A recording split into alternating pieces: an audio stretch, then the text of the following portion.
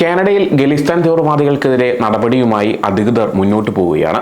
ഖലിസ്ഥാൻ വിഘടനവാദ ശൃംഖലയിലെ പ്രധാനിയായ ഇന്ദർജിത് സിംഗ് ഗോസലിനെ കനേഡിയൻ അധികൃതർ അറസ്റ്റ് ചെയ്തെന്ന വാർത്തകളാണ് ഇപ്പോൾ പുറത്തുവരുന്നത്.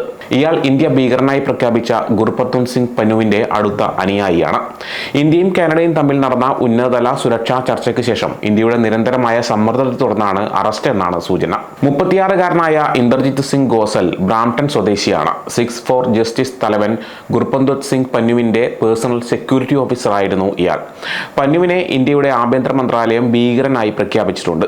2023 ജൂണിൽ ഹർദീപ് സിംഗ് നിജാറിന്റെ കൊലപാതകത്തിന് ശേഷം ഖലിസ്ഥാൻ റഫറൻഡം പ്രചാരണത്തിന്റെ പ്രധാന സംഘാടകനായി ഗോസൽ കാനഡയിൽ പ്രവർത്തിക്കുകയായിരുന്നു.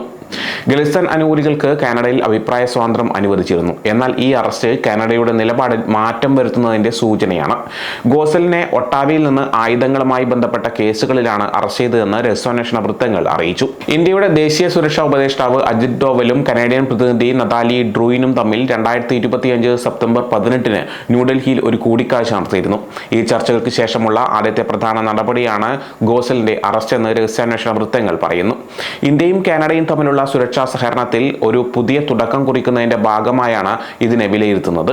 NSA തലത്തിലുള്ള ചർച്ചയിൽ ഇന്ത്യൻ ഉദ്യോഗസ്ഥർ കാനഡയ്ക്ക് ചില വിവരങ്ങൾ കൈമാറിയിരുന്നു. ഗോസലിന് പന്നുമായുള്ള ബന്ധം തെളിയിക്കുന്ന സാമ്പത്തിക ഇടപാടുകൾ ഉൾപ്പെടെയുള്ള വിവരങ്ങൾ അടങ്ങിയ രേഖകൾ നൽകി.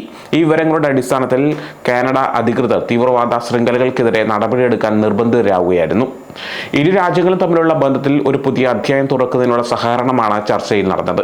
ഭീകരവാദത്തെ ചെറുക്കുന്നതിനും അതിർത്തി കടന്നുള്ള കുറ്റകൃത്യങ്ങൾ തടയുന്നതിനും ഇരു രാജ്യങ്ങളും തമ്മിൽ ധാരണയായി.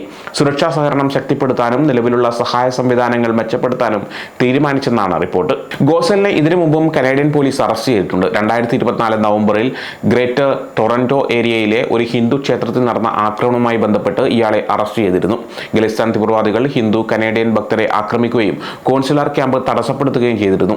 ആയുധം ഉപയോഗിച്ച് ആക്രമിച്ചതിന് ഇയാൾക്കെതിരെ കേസെടുത്തെങ്കിലും പിന്നീട് ജാമ്യത്തിൽ വിട്ടയച്ചു. ബ്രാംപ്ടണിലെ ഹിന്ദു സഭാ മന്ദിറിൽ ഖലിസ്ഥാൻ പതാകകളുമായി എത്തിയ പ്രതിഷേധക്കാർ ആളുകളുമായി ഏറ്റുമുട്ടുകയായിരുന്നു. ക്ഷേത്ര അധികൃതരും ഇന്ത്യൻ കോൺസുലേറ്റും ചേർന്ന് നടത്തിയ പരിപാടി ഇവർ തടസ്സപ്പെടുത്തുകയും ചെയ്തു. ആളുകൾ പതാകകളും വടിവാളുകളും ഉപയോഗിച്ച് മറ്റുള്ളവരെ ആക്രമിക്കുന്ന വീഡിയോകളും പുറത്തു വന്നിരുന്നു. അക്രമ സാധ്യതയുള്ള 13 കനേഡിയൻ പൗരന്മാരിൽ ഒരാളായി ഗോസലിനെ കനേഡിയൻ അധികൃതർ നേരത്തെ തന്നെ രേഖപ്പെടുത്തിയിരുന്നു. റോയൽ കനേഡിയൻ മൗണ്ടഡ് പോലീസ് ഇയാൾക്ക് സുരക്ഷ വാഗ്ദാനം ചെയ്തിരുന്നു.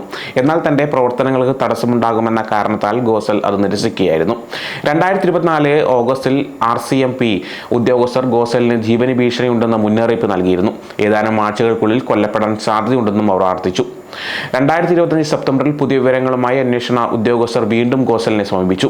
കൊലയാളികൾ ഇവിടെയുണ്ട്, അവർ എന്നെ ഇല്ലാതാക്കാൻ തയ്യാറാണ് എന്ന് ഗോസൽ തന്നെ പറഞ്ഞിട്ടുമുണ്ട്. കാനഡയിലെ ഖലിസ്ഥാൻ ശൃംഖലകൾ ഇപ്പോഴും പ്രവർത്തിക്കുന്നുണ്ടെന്നതിന്റെ തെളിവാണ് ഗോസലിന്റെ അറസ്റ്റ് എന്ന് രഹസ്യാന്വേഷണ വൃത്തങ്ങൾ വിലയിരുത്തുന്നു.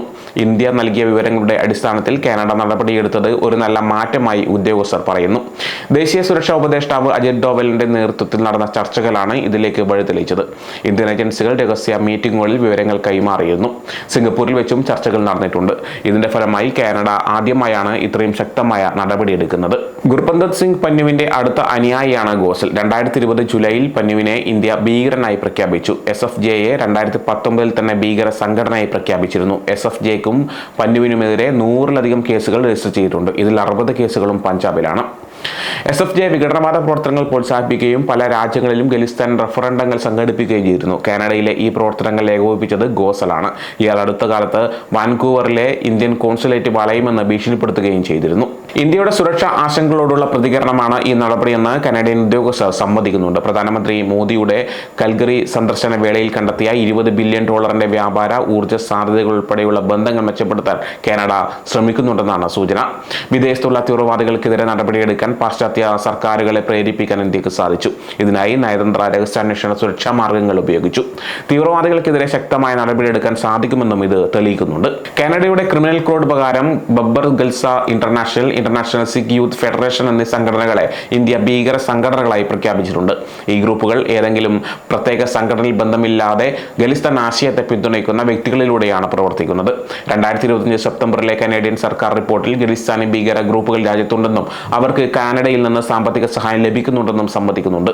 തീവ്രവാദ ഗ്രൂപ്പുകൾ പ്രധാനമായും ഖലിസ്ഥാൻ പ്രശ്നത്തെ പിന്തുണയ്ക്കുന്ന വ്യക്തിഗത ഗ്രൂപ്പുകളിലൂടെയാണ് പ്രവർത്തിക്കുന്നതെന്ന് റിപ്പോർട്ടിൽ പറയുന്നുണ്ട്. ഈ അറസ്റ്റ് ഒരു നാഴികക്കല്ലാണ് എന്ന് രഹസ്യാന്വേഷണ വൃത്തങ്ങൾ പറയുന്നു. നയതന്ത്ര സമ്മർദ്ദത്തിലൂടെ ഭീകരവാദത്തിനെതിരായ സഹകരണം മെച്ചപ്പെടുത്താൻ സാധിക്കുന്നതിന്റെ തെളിവാണിത്. എന്നാൽ ഇത് ഒരു ഒറ്റപ്പെട്ട സംഭവമായി കണക്കാക്കാതെ തുടർ നടപടികൾ ഉണ്ടാകുമോ എന്ന് ഉദ്യോഗസ്ഥർ നിരീക്ഷിക്കുന്നുണ്ട്. ഇരു രാജ്യങ്ങളും പുതിയ ഹൈക്കമ്മീഷണർമാരെ നിയമിച്ചു. ഇന്ത്യ ദിനേശ് കെ പട്നായിക്കിനെ ഒട്ടാവയിലേക്കും കാനഡ ക്രിസ്റ്റഫർ കൂട്ടറെ ന്യൂഡൽഹിയിലേക്കും നിയമിച്ചു. ഈ നയതന്ത്രപരമായ മാറ്റം സുരക്ഷാ സഹകരണത്തിന് അടിത്തറയിടുകയായിരുന്നു. ഇതിലൂടെ ഗോസലിന്റെ അറസ്റ്റിലേക്ക് കാര്യങ്ങൾ എത്തിച്ചു. വിദേശത്തുള്ള വിഘടനവാദികൾ വെറും വാദങ്ങൾ ഉന്നയിക്കുന്നവരല്ലെന്നും അവർക്ക് സൈനിക ബന്ധങ്ങൾ ഉണ്ടെന്നും കാനഡ അംഗീകരിക്കുന്നുണ്ട്. ഭീകരവാദികളുമായി ബന്ധമുള്ള ഒരാളെ അറസ്റ്റ് ചെയ്തതിലൂടെ തീവ്രവാദ ശൃംഖലകളിൽ സുരക്ഷാ ഭീഷണി ഉണ്ടാക്കുന്നുവെന്ന് കാനഡ സമ്മതിക്കുന്നുണ്ട്. ഇതിനെതിരെ അന്താരാഷ്ട്ര തലത്തിൽ ഏകോപിത നടപടി വേണമെന്നും അവർ ആവശ്യപ്പെടുന്നുണ്ട്.